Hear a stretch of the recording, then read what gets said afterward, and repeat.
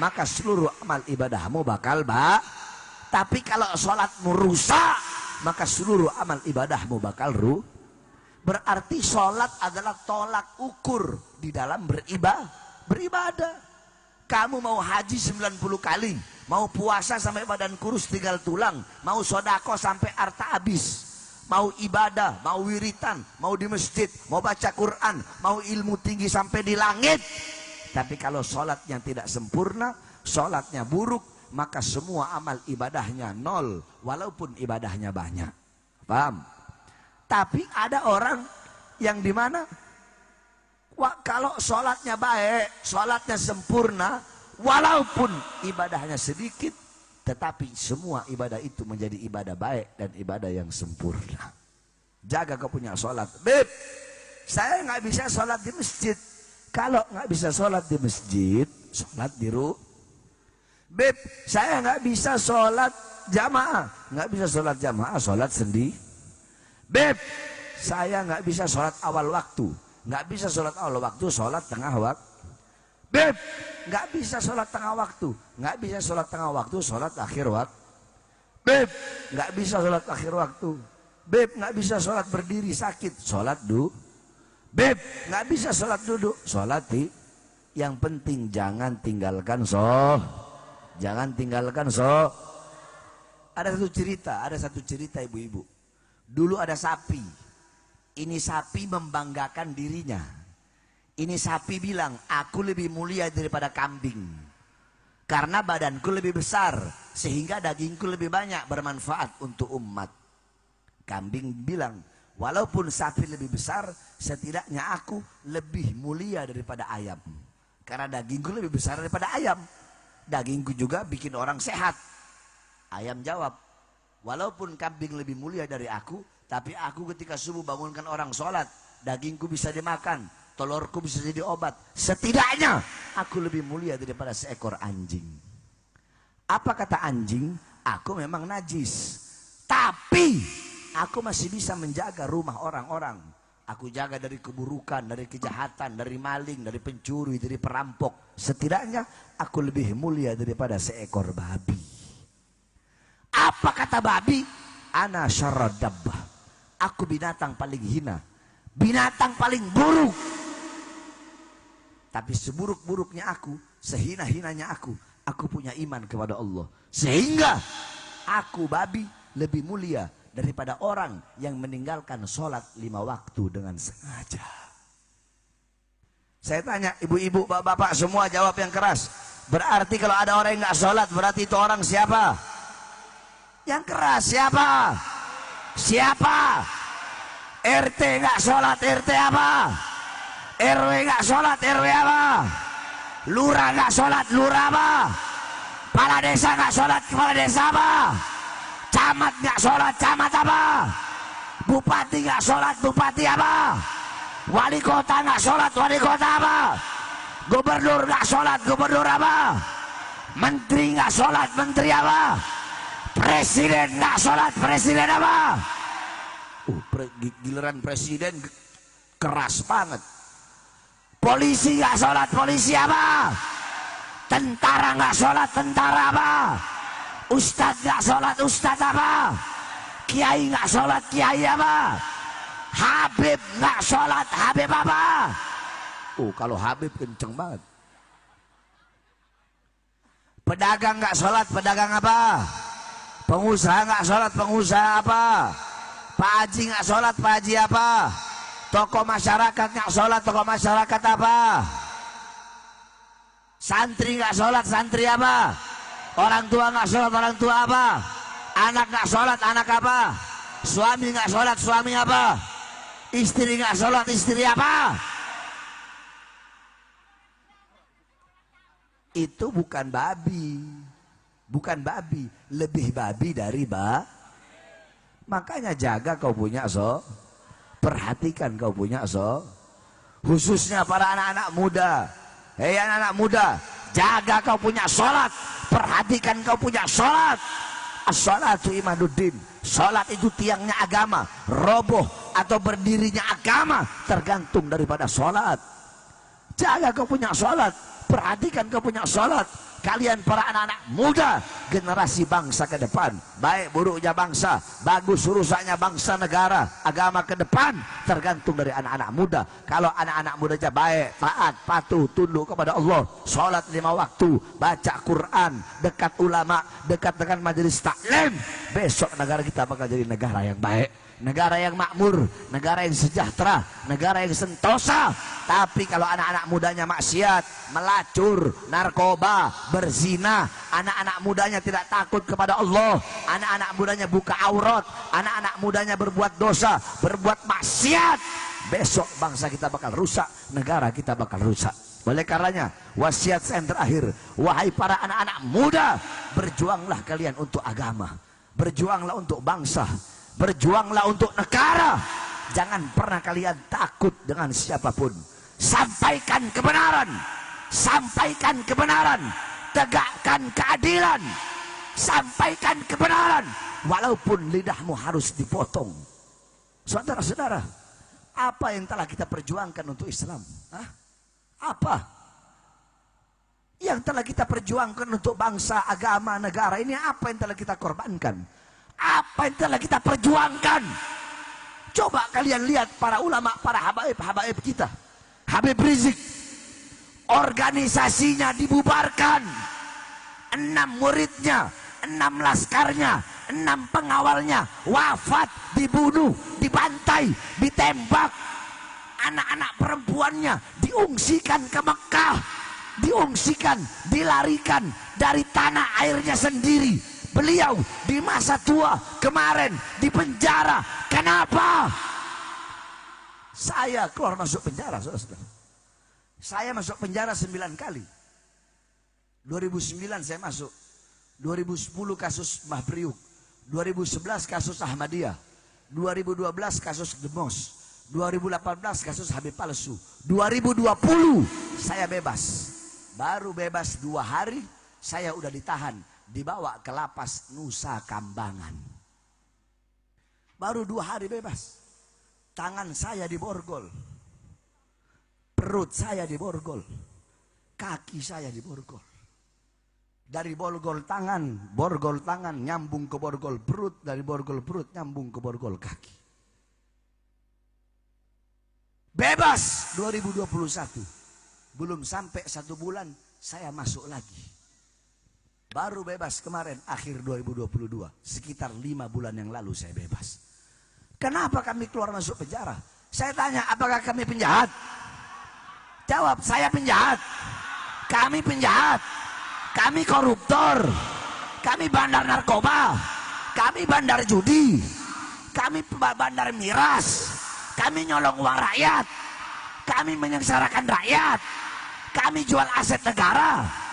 Kenapa kami dipenjara, difitnah, dihina, dicaci, dimaki? Berkali-kali kami dicoba untuk dibunuh. Mobil kami berapa kali percobaan penembakan. Berapa kali kami percobaan untuk diracun. Berapa kali kami ingin coba dibunuh. Kenapa? Satu jawabannya. Karena kami berada di barisan paling depan.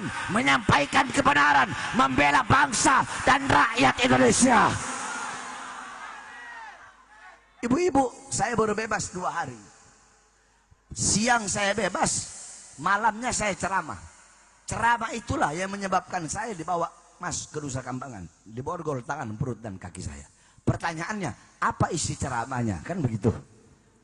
Waktu itu awal-awal corona, saya ngomong, pejabat, aparat, pemerintah, di masa pandemi, di masa corona ini, rakyat, masyarakat, kalian kurung dalam rumah, tapi tidak kalian berikan kebutuhan pokoknya.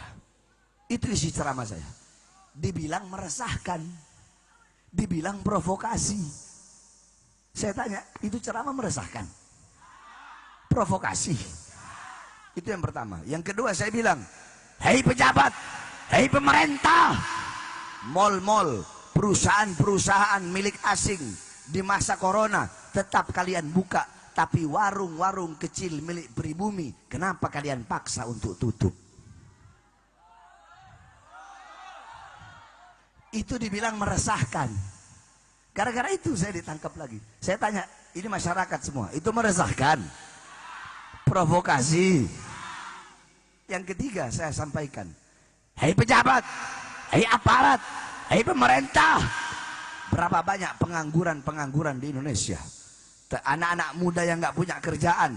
Akan tetapi di masa corona, di masa pandemi, tenaga kerja asing dari Cina terus kalian kirim ke daerah Morowali, Sulawesi. Saya tanya, itu provokasi? Itu meresahkan? Saudara-saudara, apakah ceramah saya itu yang menyebabkan saya ditahan lagi di Nusa Kambangan? Apakah saya membela diri saya? Anak saya? Keluarga saya? Istri saya? Kelompok saya? Atau rakyat? Atau rakyat yang saya bela? Siapa yang saya bela? Jawab yang keras, siapa yang saya bela? Siapa yang saya bela? Siapa yang saya bela? Yang saya bela rakyat yang susah, rakyat yang kelaparan, rakyat yang menderita, rakyat yang dicurangi, rakyat yang ditipu, rakyat yang dibohongi. Oleh karenanya saya bersumpah, Bahar bin Smith tidak akan pernah kapok, tidak akan pernah lelah, tidak akan pernah capek. Saya akan tegak berdiri untuk menyampaikan kebenaran. Bahar bin Smith, demi bangsa, demi agama, demi NKRI, demi Merah Putih, demi Pancasila, demi Bhinneka Tunggal Ika, jangankan hanya di penjara, nyawa saya, jiwa saya, darah saya murah harganya untuk tumpah demi bangsa dan rakyat Indonesia.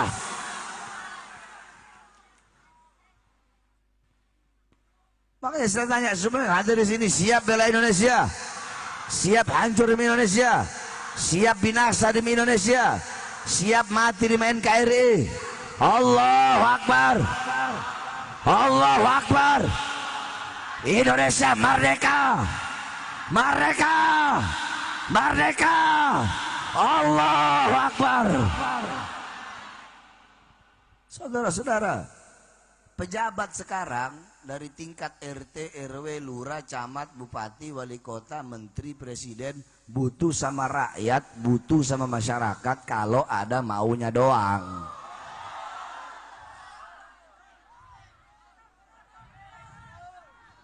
Saya berjanji memakmurkan rakyat.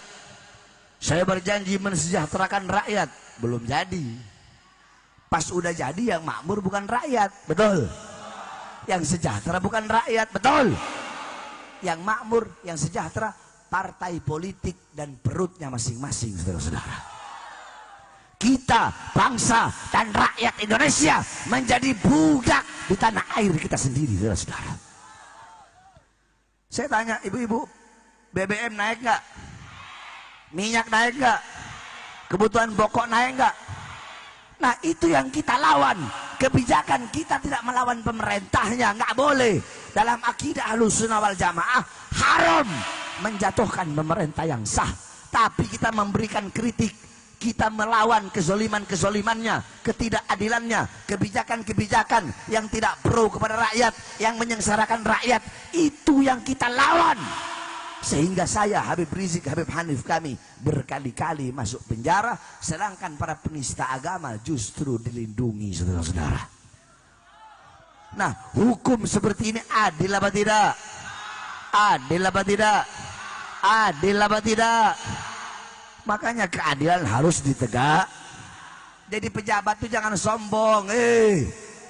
Mau kau jenderal kek, mau kau menteri, mau kau presiden kek, ingat, di atas presiden, di atas menteri, di atas jenderal ada kami. Siapa? Rakyat Indonesia.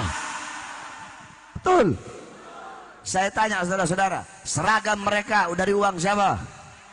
Dari uang siapa? Rumah dinas mereka dari siapa? Tank yang dibeli dari siapa?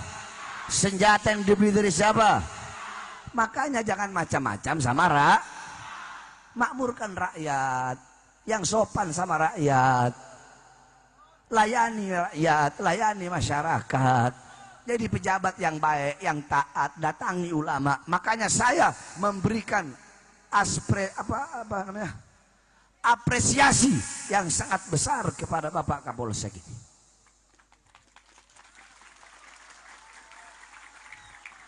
Kenapa? Kenapa? Imam Ghazali bilang, kalau ada pejabat ya datang ke majelis taklim berjumpa dengan ulama, berarti tujuannya akhirat. Sebaliknya, kalau ada ulama datang ke istana, datang ke pejabat, tujuannya dunia. Jadi kalau bagi saya pelacur itu ada 3. Ada pelacur yang menjual kemaluannya. Kedua, ada pelacur-pelacur berdasi.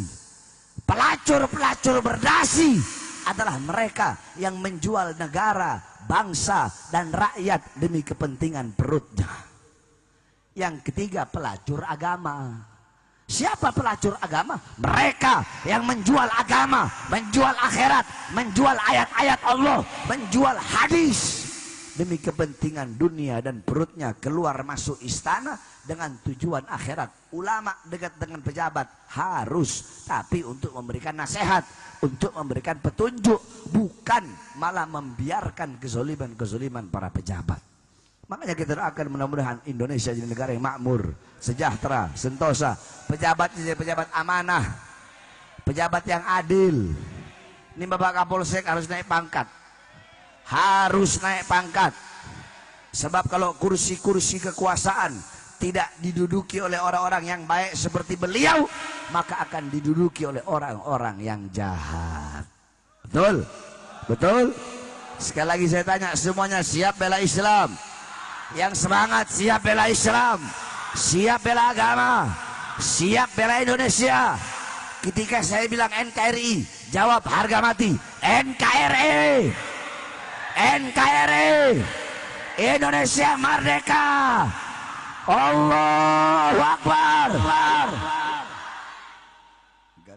Mau 5 menit jadi setengah jam.